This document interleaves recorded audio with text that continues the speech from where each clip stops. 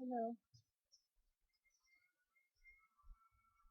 Well, as you can see, if you look at the news, no matter what country you live in, you're always hearing about earthquakes, volcanoes going, you know, sinkholes, the fish dying in the ocean, the meteors. It's pretty much all over the place. So what the news covers is nowhere near the amount of stuff that's actually going on in the world. Um, Stay informed, people. Google it, look it up on the science websites. The number of earthquakes, the number of disasters going on, they hardly tell you anything in the news. You have to kind of search for the information yourself. Um, and with all the stuff that's going on, people are going to be stressed, anxious, worried, overwhelmed. And the only way to not be overwhelmed, the only way to not let it get to you where you're not able to cope is this right here. This is the only thing.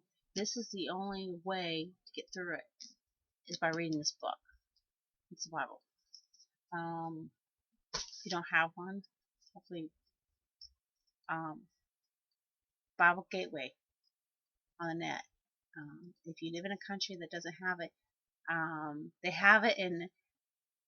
There's a huge list of other nationality languages.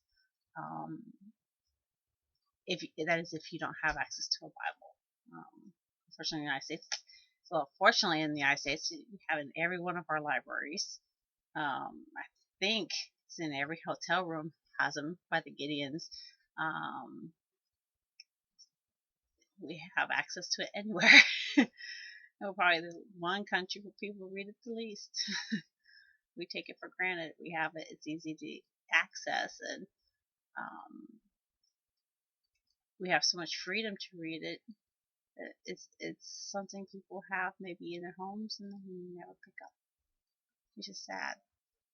Because it's the greatest book ever written. um, Amount of answers that you can find in there. You can pretty much find an answer for everything in there. Any question you have, any difficulty you're going through, there's going to be an answer in there. It's just taking the time to read it. Why have a chance to still read it? But Bible Gateway is great. I mean, I look up stuff on it all the time. Like if I'm looking up a story in the Bible and I can't remember exactly where it's at, I'll put some keywords and it helps me find them. That's great when I'm like trying to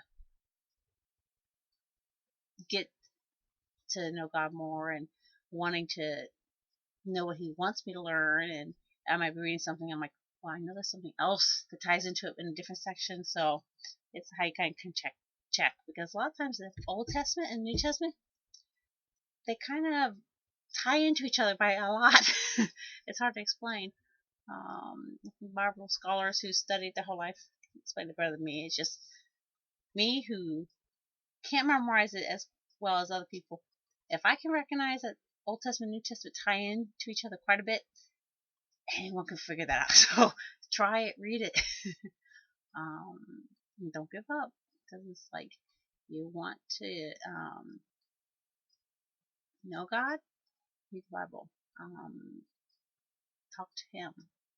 Spend time with Him. Like you spend time with on here, or with your family, or with your friends, or with your job. Take time to get to know God. Seek Him, find Him, bug Him until He talks to you. He wants to hear from you. You find it easy to talk to people on the net or at work. He's just as easy to talk to. Easier because he's there wherever you are, and you can talk to him no matter where you're at. Whether you're in your car, walking to work, walking home, walking in between classes at school or college, when you're in your office during your lunch break, just talk to him. Talking about your worries, talk to your fear about him about your fears. He is listening, and he wants you to know that you can trust him. You can trust him better than you can trust yourself. Half the time, well, maybe more than half the time, we let ourselves down. We do things or say things that we let our friends down, let our work down, let ourselves down. God is always there, and he wants what's good for you. So if you pray for something that's bad for you, his answer will be no. But when you pray good things that he's going to approve, he may make you wait. He may give it right away. It's up to him. But he wants good things for those that believe in him. Because when you're talking to him about the little things,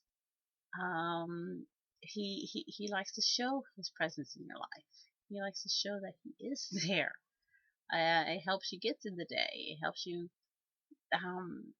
know how involved and how in depth he can be if you let him. I think people who say they don't see miracles or they don't see God work in their life, they're not looking. They're not giving him the opportunity. Give him the chance. Seek him. Talk to him. Ask him questions. Wait till he answers. Okay, waiting can be tough, I know. Sometimes it makes you wait a little bit. Sometimes it makes you wait years. But he always gives an answer. And if it's right for you, you'll get an answer. If it's definitely not right for you, then the answer will be no. And you know when you ask for things that's right for you, and you know when you ask for things that's not right for you.